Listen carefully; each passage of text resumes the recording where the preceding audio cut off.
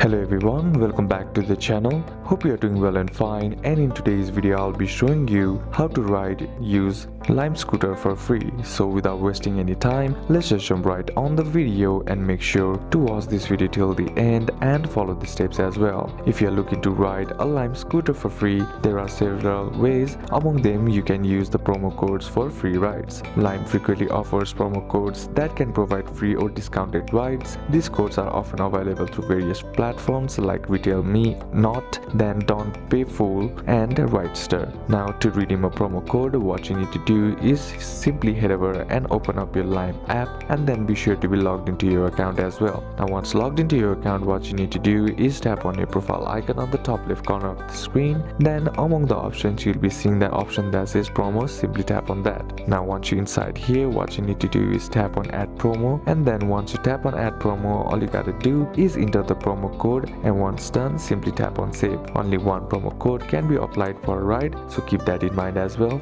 And these are a couple of steps that you can apply, and that's it for today's video guys. Hope this video was useful to you. Leave a like if it did, comment down any questions that you have, and see you soon on the next one.